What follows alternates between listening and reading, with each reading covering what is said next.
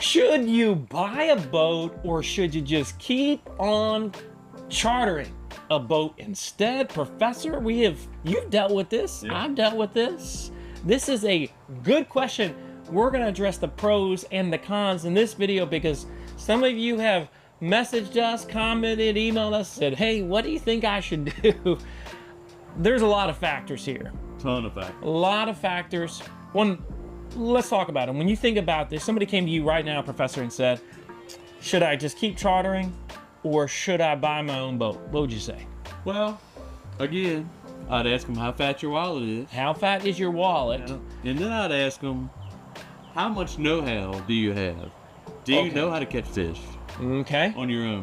Why does that matter? Because if you have a boat, you want to go fishing, you're not going to be successful unless you know how to catch the fish.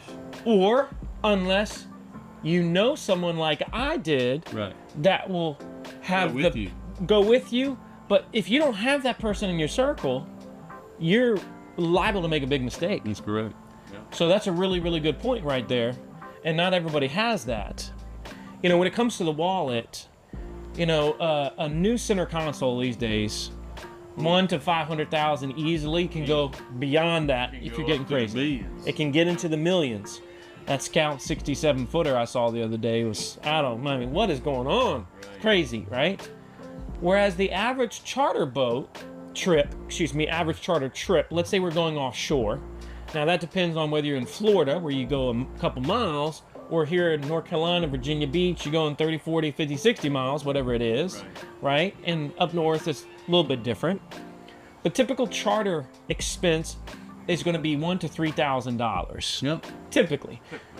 So let's just break this out for a second. Let's say you were doing 10 trips a year. Let's just start with 10 trips. If you do 10 trips a year and you're chartering a boat, you're going to spend $10,000 to $30,000. That's a lot of trips. It is. That's you know, you've almost once a month you've gone out on a trip. But you've got drawbacks because you're limited and you can't just jump in and go, even though you can't always just jump in and go either if you own your boat. Right. If you own the boat, you're not going to be $10,000 to $30,000. No. You're going to, depending if you have a payment, you are going to be usually in the 50,000 and well above that range. For example, this boat costs us between payment and maintenance, we're spending easily $100,000 a year is what we're spending on a 40-foot Express. Yeah. You know, which is the type of a 40-foot Express. We can use this as a charter, but you could also use this as a personal boat. But if you own a sport fishing boat, you've got to be prepared to spend at least 10% of the boat's value per year. Yeah, just in maintenance. Period. Yeah. Just in maintenance like that. What are some of the other factors that you would consider? You said the skill of the person and their wallet. Yeah. What else would you say? How much time you have. Okay. That's a big factor. How does that play in to this? Because some people probably don't realize the time investment in owning your own boat. Yeah, that's the big downfall. Is a lot of time taking care of, maintaining, prepping, and you know when you go on a charter, you just pack your cooler and walk on. Yeah. You know what I mean? You don't bring anything. You got to make sure you got what you need for that day to maintain, you know, your hydration and eat. That's it. They got the rest covered. But you know, if you own your own boat, you've got ice, bait, you got to make sure all your tackle is good shape. You got to have the tackle. You got to have the rods, the reels. You know what I mean? It's a lot of stuff that you have to prep. I know when I used to come down here with my center console and go fishing, it took me a day to prep, get everything straight. Then I would go fishing for a day. Then it'd take me a day to clean everything up. You know what I mean? So it's a 3-day venture where if you go on a charter, it's just a 1-day deal. You know, you're done. You're home that night eating your tuna steaks. That's exactly right. You know what I mean? That's exactly right. So if someone said, what should I do? I mean, this is not an easy decision. There's a lot of things. If your family enjoys the boat with you, yes, I would tell you 100% buy the boat. Because I cannot tell you how many memories I've made with my family on the water. Man, You know what I mean? that's the thing. My son caught his first sailfish when he was 6 years old. And I guarantee you remember it. Oh, I remember it like it was yesterday. You know what I mean? It gives me chills when I think about it. Yep. Just seeing it. He caught it on a casting rod, too. 6 years old on a casting rod, catches a sail. Catches a sail on a casting. That's cool. And it's just the thing that we have done together. I mean, like, one of my most proud father-son moments is we hooked a wahoo, and sometimes wahoos wrap themselves up in the line. Well, it came off like 30 feet behind the boat as one of our charter guests were reeling it in.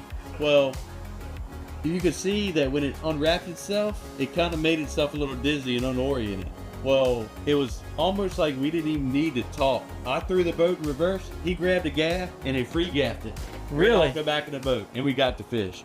I was like, that is one of my most proud father-son moments. Yeah. Right there, because it's just like we were connected without words. You know what I mean? Yeah. It's like, that is my boy right there. You know what I mean? He's That's definitely cool. my flesh and blood. That's cool. And I never will forget that either. Well, and just like I had that experience when you took me out and my son. That's right. And it was our second trip.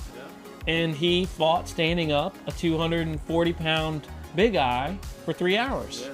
And watching him by the end, full sweat, shaking, for us to double gaff at you and I gaffed it together and brought it in the boat. It was mind-bending. It was a memory that it's burnt in your memory forever. You'll never will forget it. That boat cost me $250,000, and if someone said, I'll give you $250,000, but you got to give me that memory back, I was like, you keep your $250,000. Right, exactly. I mean, I really would. You know what I mean? It's just so. Anyway, these are the things that you want to consider. But I would say this, Professor, that if you're really thinking hard about it, especially as you get into bigger classes, go on multiple charters first. Yeah. See if it's really something that you're going to continue to enjoy. Make sure you've got people to go with you. It's one thing we didn't really say, but if you need a bigger boat, you're going to need people to go with you. You can't fish by yourself on these bigger boats. That's a good idea. It's just, you're going to need multiple crankers. You're going to need, you just need people. And we've seen people buy a boat, but had nobody to fish with. That's right. You know, I see people that are private boat owners all the time. I mean, my cousin is one. Bought a boat and never found anybody to go fishing with. You know what I mean? You know, so maybe your cousin needs more friends. Well, I think this is helpful, and put it in the comments section, your thoughts on this, your experience. What say you, charter or ownership? Tell us your story.